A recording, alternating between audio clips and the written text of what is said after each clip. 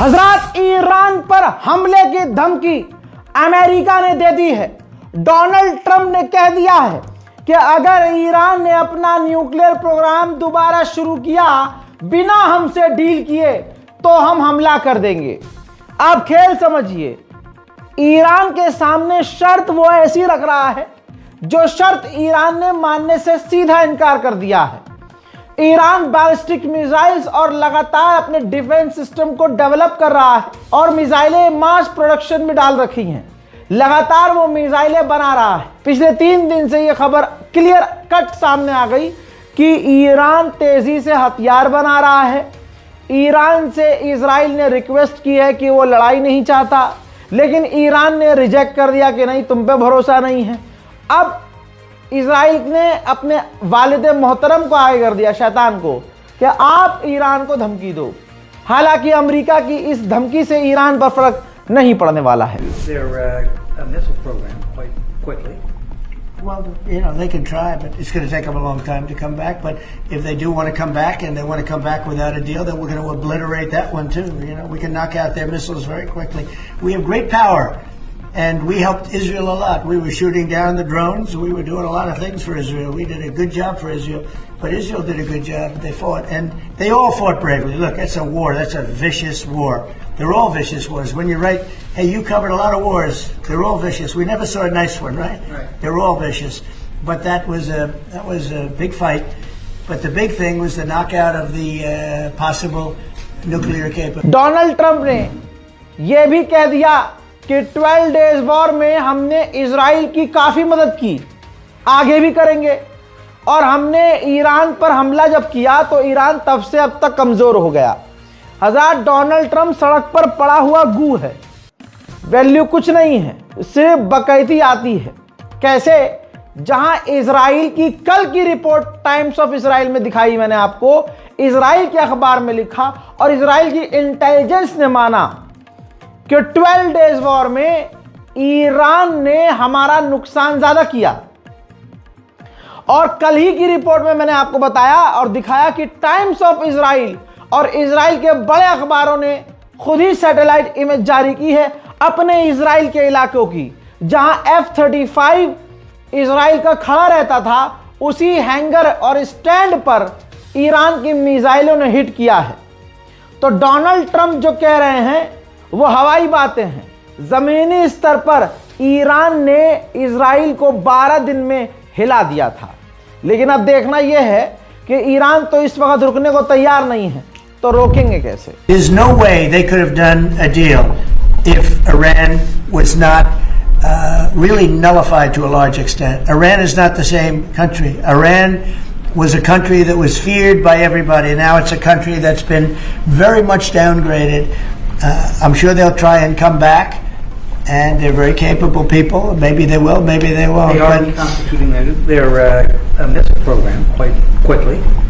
Well, you know, they can try, but it's going to take them a long time to come back. But if they do want to come back and they want to come back without a deal, then we're going to obliterate that one too. You know, we can knock. उधर Turkmenistan में तस्वीर देखिए, Iran के राष्ट्रपति और रूस के राष्ट्रपति व्लादिमीर पुतिन की मुलाकात हुई।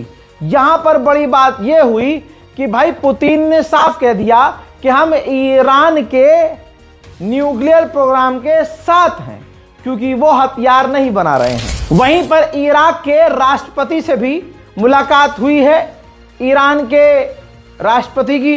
और बड़ी बात यह कि पाकिस्तान के प्रधानमंत्री शहबाज शरीफ से भी तुर्कमेनिस्तान में ईरान के राष्ट्रपति ने मुलाकात की है। ईरान के राष्ट्रपति ने कहा कि इजराइल को दुनिया ने इतनी छूट दे रखी है कि उसने हजारों इनोसेंट्स को कत्ल कर दिया है, हमारे लोगों को मारा है, लेकिन उसको कोई सजा नहीं मिली है। عملاً به ایجاد نوعی حق ویژه برای رژیم صهیونیستی منجر شده که منشأ بسیاری از جنگ‌ها و بی‌عدالتی‌ها در منطقه است. این حق ویژه محصول ترکیب پیچیده‌ای از محاسبات ژئوپلیتیک، اتحادهای تاریخی، منافع امنیتی غرب و بی‌تعهدی نهادهای بین‌المللی به اجرای واقعی عدالت است. در چنین فضایی است कि इन रजीम तवानस्ता। आपको मालूम है कि लेबनान के अंदर अमेरिका की पिट्ठू सरकार है, तो अब वो क्या कर रही है? अमेरिका को खुश करने के लिए लगातार वो काम कर रही है। लेबनान के विदेश मंत्री ने कहा कि मिडिल ईस्ट में जो अनस्टेबिलिटी है, जो उत्पात मचा हुआ है, ये वजह है सिर्फ ईरान की विदेश नीति की। वाह भाई वाह, वाह, इधर ला अपना मूला, इसके बीच मूला। अबे भाई हद हो गई। इजराइल सीरिया में हमले कर रहा है, लेबनान पर हमले कर रहा है, गज्जा पर हमले कर रहा है, फिलिस्तीन के वेस्ट बैंक पर हमले कर रहा है। कहां हमले नहीं कर रहा भाई वो? यमन में हमले कर रहा है, 5 जगह तो मैंने गिना दिए, और उसकी मुसाद हर जगह घुसी हुई है।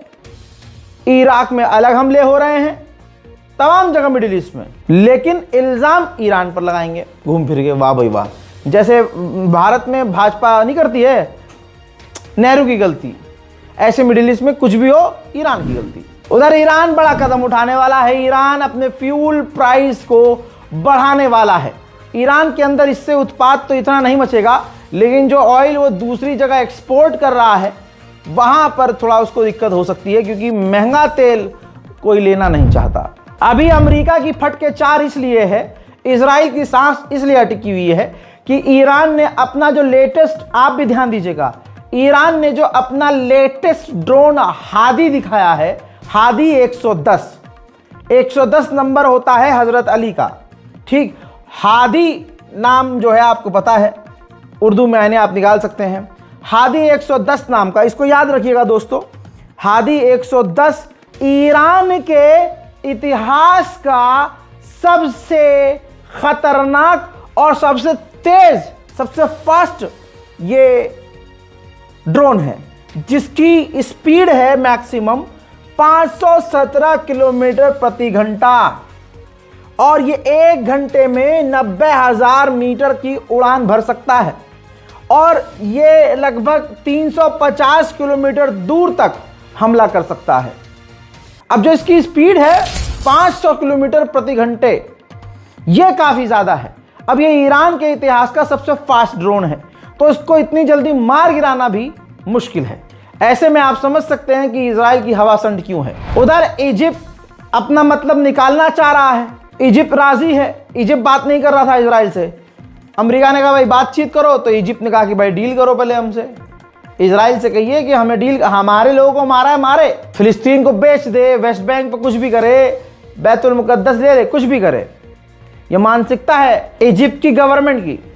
दोस्तों आपको बता दूं कि मतलबी इजिप्ट इतना है कि आजकल में ही नेतन्याहू इजिप्ट जाने वाला है, और इजिप्ट जाकर इजराइल और इजिप्ट के बीच मल्टी बिलियंस डॉलर की डील करने वाले हैं।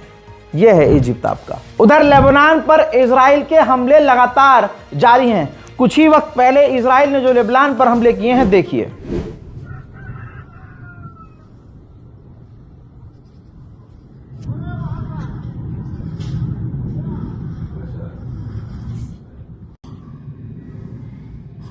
उधर हमास ने बड़ा खुलासा किया। ये हमास के लीडर हैं, इन्होंने कहा है कि बशर अल असद चला गया, यह हमारे लिए अच्छा है, क्योंकि बशर अल असद से हमारी नहीं बनती थी। हजरत मोहतरम, बहुत खबरें हैं, बहुत सारी चीजें हैं, लेकिन कुछ चीजें आपके लिए भी ज्यादा जरूरी है। भैया देश का हाल बहुत बुरा है, इतना सोच नहीं सकते जितना बुरा है। जीडीपी कहां जा रही है, रुपया कहां जा रहा है, नौकरी है नहीं, जिनके पास है उनकी सैलरी इतनी नहीं कि बेचारे किराया, घर का कुछ खाना पानी, अनाज के अलावा तीसरा कुछ काम कर सके। जिंदगी किस्तों पे चल रही है। ऐसे में मेरे चाहने वाले मुझसे कहते हैं, उम्मीद की किरण मानते हैं मुझे, लेकिन इतना बड़ा हूं नहीं मैं, लेकिन फिर भी आपके लिए किरण ढूंढ के लेके आया हूं। एक तो हम ईमानदार, हमारे देखने वाले ईमानदार, एक नंबर हलाल काम करने वाले। हराम काम करना हो तो भैया आसान तरीके बहुत हैं, लेकिन दिक्कत यह है कि आप भी एक नंबर वाले और हम भी एक नंबर वाले ही तो रह जाते हैं, मिडिल क्लास और गरीब। 2 नंबर वाले तो आगे बढ़ ही जाते हैं। लेकिन फिर भी आपके लिए हलाल और 1 नंबर का तरीका मैं निकाल के लाया हूं। देखिए, इस ऐप का नाम है मार्केट वॉल्फ। अच्छे खासे पैसे आप कमा सकते हैं, बस थोड़ा सा दिमाग इस्तेमाल कीजिएगा। लोग कमेंट करते थे, आज मैं जवाब ले आया हूं। जैसा मैंने आपसे बोला, पहली बात, ये ऐप सेबी से रजिस्टर्ड है, कोई फर्जी नहीं। हजरात, इस ऐप के जरिए आप अच्छा पैसा कमा सकते हैं। सवाल अब आपका ये होगा, रजा भाई इसे यूज कैसे करते हैं? तो चलिए मैं आपको बताता हूं। ये ऐप खास करके आपको खुद ही गाइड करती है। इस ऐप में आपको ये दिखाया जाता है, ये ऐप आपको बताती है कि कौन सा ट्रेंड चल रहा है, किस ट्रेंड को फॉलो करके आप उस पर इन्वेस्टमेंट कर सकते हैं। और मजेदार बात यह है, जहां दूसरी कंपनीज, दूसरी ऐप ये कहती हैं कि भैया और पैसा लगाओ, ज्यादा पैसा लगाओ, मार्केट वॉल्व ऐप पर आप कम और छोटी इन्वेस्टमेंट के साथ ट्रेडिंग शुरू कर सकते हैं। ऐसी ऐप में आम जनता और ईमानदार लोगों का डर यह होता है तो यह इसमें नुकसान ज्यादा होगा, लेकिन इस ऐप में इनबिल्ड ऐसा फीचर है कि आपने अगर स्टॉप लगा दिया, ऑटो स्टॉप, यानी आपने एक लेवल सेट कर दिया कि भैया इतने लॉस तक अगर आया तो ठीक, इससे नीचे गया तो भैया नीचे जाने नहीं देना, तो वो ऑटो कट लग जाता है, स्टॉप लग जाता है, जिससे आपका नुकसान ज्यादा ना हो। अब सवाल यह है कि भाई इनका ब्रोकरेज क्या है, मार्केट वॉल्व का? भाई पूरी इंडस्ट्री में, इस लाइन में सबसे कम ब्रोकरेज मार्केट वॉल्व का है। आइए अब मैं आपको आपकी स्क्रीन पर कुछ खास चीज दिखा रहा हूं।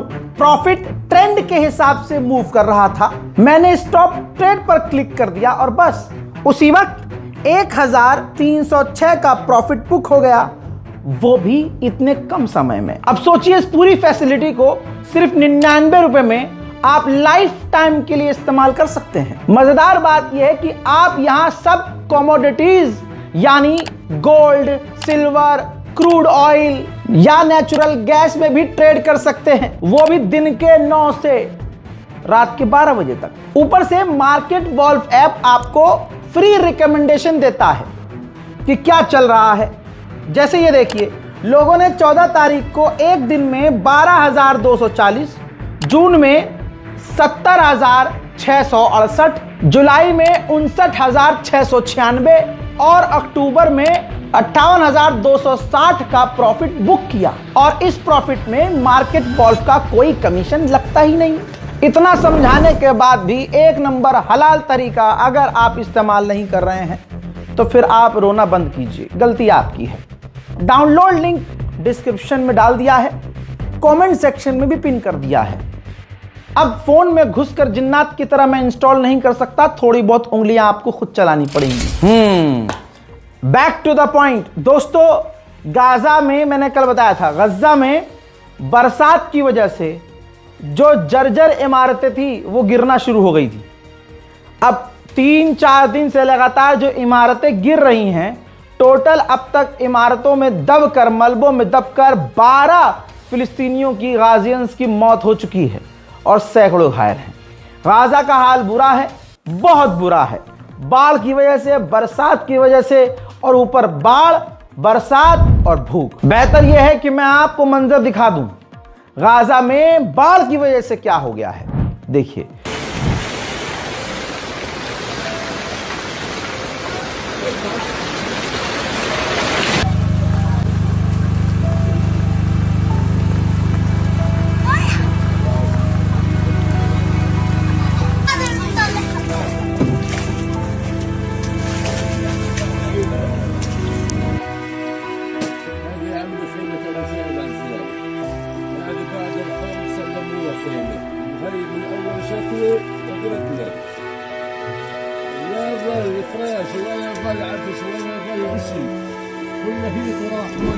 हजरात मोहतरम, इसीलिए ये बार कोड जारी किया है मैंने, इसीलिए मैंने आपको ये बोला है कि आप अकाउंट, बैंक अकाउंट, जो सेविंग अकाउंट है, नाम आएगा अली रजा, IFSC कोड दिया हुआ है। अगर स्कैनर काम ना करे तो बैंक ट्रांसफर भी आप कर सकते हैं, क्योंकि देखिए बाढ़ तो वहां है ही, लेकिन हमारा फोकस है जिंदा रहने के लिए जो जरूरी चीजें हैं, रोटी, खाना, पानी, फिलहाल वो जरूरी है। वहां हम जमीन का तो इंतजाम नहीं कर सकते, लेकिन जिस बहन से हम इस वक्त कांटेक्ट में हैं, उनका यही कहना है कि खाना पानी और मुश्किल हो गया है इस बाढ़ की वजह से, लिहाजा मदद के लिए आगे आना चाहें तो आ सकते हैं।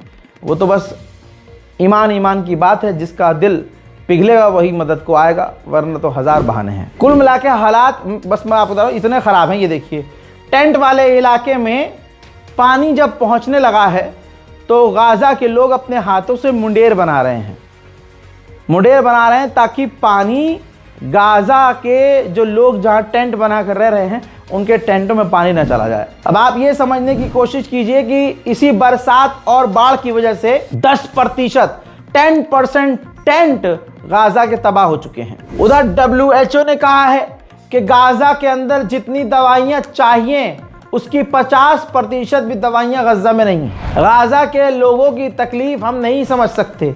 ठंड इतनी ज़्यादा है कि 24 घंटे के अंदर तीसरा या चौथा बच्चा, गोद का बच्चा जो अभी कुछ वक्त पहले पैदा हुआ था, ठंड से मारा गया है। हजरात, इजराइल को पूरी दुनिया से नफरत मिल रही है जिसके वो काबिल है। यूरोविजन, यूरोप के एक ऐसे शो की बात कर रहा हूं जो होने वाला है, यूरोप का एक सबसे बड़ा सिंगिंग कंपटीशन जिसमें यूरोप के तमाम देश शामिल होते हैं। पिछले साल का विजेता ये रहा। भाई, इसने फिलिस्तीन के समर्थन में, इजराइल के विरोध में जो इसको ट्रॉफी मिली थी, वीडियो बनाकर इसने कंफर्म किया है कि ये ट्रॉफी मैं वापस लौटा रहा हूं। क्यों? क्योंकि हम लोग नहीं चाहते कि इस साल के यूरोविजन में इजराइल पार्टिसिपेट करे और उसको अलाउ कर दिया गया है कि वो भाग ले सकता है। इस वजह से विरोध में मैं ये ट्रॉफी लौटा रहा हूं। हिजड़ों की तरह बैठकर पूरा अरब देख रहा है और वेस्ट बैंक पर इजराइल का कब्जा हो रहा है। हजरात, जरा इस मैप को देखिए। वेस्ट बैंक में 19 जगह और इजराइल ने फिलिस्तीनियों के मकानों पर कब्जे को अप्रूव कर दिया है। ब्रेकिंग न्यूज में आप सुनिए ब्रिटेन ने क्या कहा है। भाई, जो आईसीसी के जज हैं उन्होंने बताया है कि ब्रिटेन के ऑफिशियल्स ने पर्सनली मुझे धमकी दी है कि अगर पूर्व इजराइल के विदेश मंत्री, पूर्व इजराइल के डिफेंस मिनिस्टर और अभी जो प्रधानमंत्री नेतन्याहू हैं, इनके खिलाफ अगर आपने इन्वेस्टिगेशन बंद नहीं की और तमाम केस को रद्द नहीं किया तो जितने हम आपको फंडिंग करते हैं और हमने जितनी फंडिंग आपको की हुई है हम सब वापस खींच लेंगे और एक पैसा आपको नहीं देंगे और आपके लिए मुसीबत खड़ी कर देंगे। इन तमाम चीज़ों के बीच मिडिल ईस्ट स्पेशल रिपोर्ट में यह भी बताना ज़रूरी है, गाज़ा फिलिस्तीन तो ठीक है, लेकिन अब वक्त है आपको तुर्की से खबर दिखाने का। ये देखिए, तुर्की ने एक खतरनाक बैलिस्टिक मिसाइल का सफल परीक्षण किया है, सक्सेसफुल टेस्ट किया है। यह बैलिस्टिक मिसाइल काफ़ी खतरनाक है, इसको रोकना नामुमकिन है। तुर्की काफ़ी लंबे समय से इस बैलिस्टिक मिसाइल को बनाने की तैयारी कर रहा था और मिडिल ईस्ट में जहां हालात खराब, इसी बीच तुर्की ने इस बैलिस्टिक मिसाइल को टेस्ट कर लिया है। आप सोच नहीं सकते कि इजराइल के पास कितने हथियार हैं। पूरी दुनिया के सबसे ज़्यादा हथियार इजराइल के पास ही हैं और सब हराम के। ज़रा ये देखिए, इतना पैसा और इतने हथियार हैं इनके पास कि सामने गाज़ा में मौजूद बिल्डिंग को, इमारत को बिल्डोजर से तोड़ सकते थे, लेकिन ये बंदूक की गोलियां ताबड़तोड़ उस बिल्डिंग पर चलाकर उस बिल्डिंग को तोड़ने की कोशिश कर रहे हैं। हजरात मोहतरम, मैं क्या बताऊं और क्या दिखाऊं, मेरे समझ से परे है। बस यही कहूंगा कि गाज़ा के लिए दुआ कीजिए, इस रिपोर्ट को शेयर कीजिए और अपनी दुआओं में मन करे तो मुझे याद रखिए। ज़्यादा से ज़्यादा गाज़ा के, फिलिस्तीन की मदद के लिए आगे आइए। और जिस वीडियो का वादा किया था मैंने रज़ाग्राफी सोशल पर वो वीडियो अपलोड कर दिया है, जाइए देखिए, जिसमें मैंने बताया है कि आज का जो इजराइल ताकतवर बना हुआ है ये इतना ताकतवर नहीं था। मैंने ये वीडियो यहाँ देखिए पोस्ट कर दिया है, रज़ाग्राफी सोशल पर जाइए और वीडियो को ज़रूर देखिएगा, जिसमें इजराइल ने मूसाद के ज़रिए रूस के फाइटर जेट की ही चोरी करवाई थी। ऐसी हज़ारों कहानियाँ रज़ाग्राफी सोशल पर मौजूद हैं। देर किस बात की, जाइए देखिए। खैर, जाते जाते फिर से याद दिला दूं, मार्केट वॉल्फ ऐप भाई 2 मिलियन से ज्यादा लोग यूज कर रहे हैं। बताता रहता हूं, समझ में आता नहीं है आपको। और क्या करें, मोबाइल में जिन्नात की तरह के डाउनलोड कर दें? वो तो नहीं हो सकता है। उसके लिए डिस्क्रिप्शन में लिंक मैंने डाल दिया है डाउनलोड का, और कमेंट सेक्शन में भी मैंने डाउनलोड का लिंक पेस्ट कर दिया है। खाली क्लिक करना है, डाउनलोड करना है। जय हिंद।